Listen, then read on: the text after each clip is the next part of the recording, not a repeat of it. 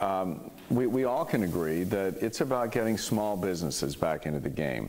You know, whether you're a big business or small business today, every business started as a small business. That's the job engine of America. That's the backbone of America. And I think all of us can agree on that. And so if we look to ways to try and focus on helping, not harming small businesses, those are the kinds of things we can work together on.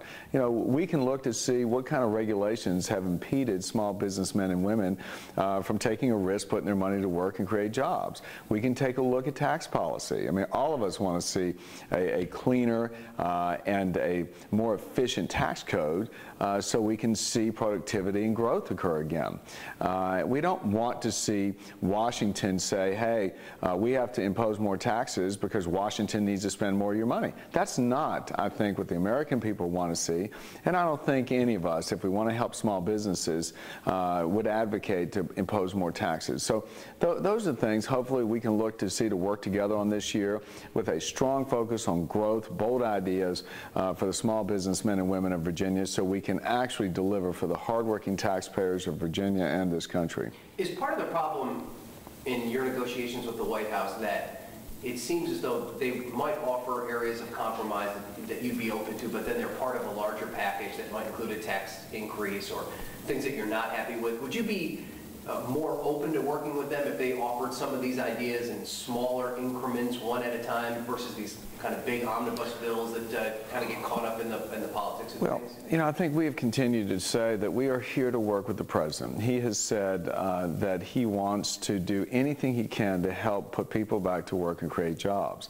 And the fact is, this economy is not growing enough. The fact is that the stimulus spending and the incurrence of additional debt have actually made the recovery weaker than it otherwise could have been.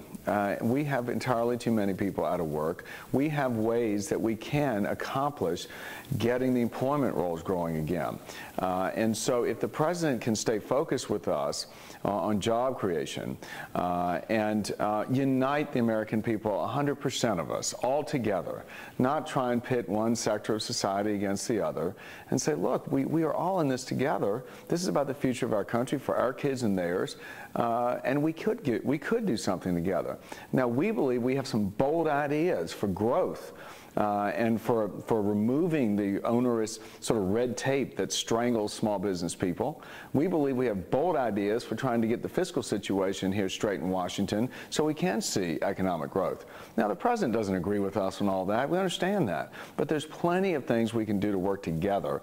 And I hope the president comes to Capitol Hill knowing full well this is an election year, that we should try and deliver on some results for the people and not just be about the election. The Republican National Committee has spent the last couple of days trying to build the case that the president is already focused on the campaign and isn't really worried about governing anymore. Are you concerned about that too? Do you think that the president still has a laser focus on the policy issues that need to be tackled here in Washington before he hits the campaign trail, or is this just going to be a campaign speech? I am concerned about the increasing politicization that I see coming out of the White House.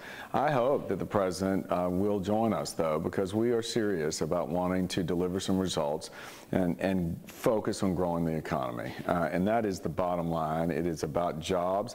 It is about getting people back to work. It's not about growing Washington. It's about a bold focus on the private sector and the small businesses that we need so desperately to start up again and begin to grow.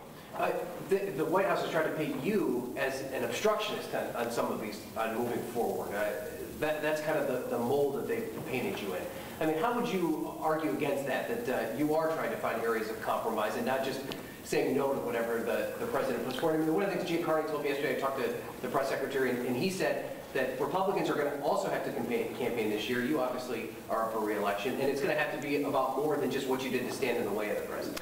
Well, I mean, I think that, you know, if you look at the past year, there's been a lot of tension in Washington. There's been a lot of areas where the two sides disagree. But I will tell you that our majority has come to Washington to try and affect real change. I mean, we had a tremendous wave election last year that put 89 new freshman Republicans in office.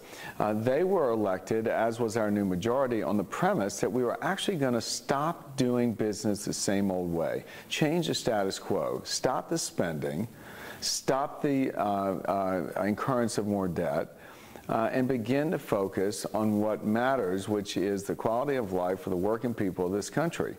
And unfortunately, there's not been a lot of agreement coming from Harry Reid in the Senate or the White House on changing things around here. And real change is difficult to achieve. And I think when you look back to see, there has been a change in the spending, nowhere near enough to satisfy the problem.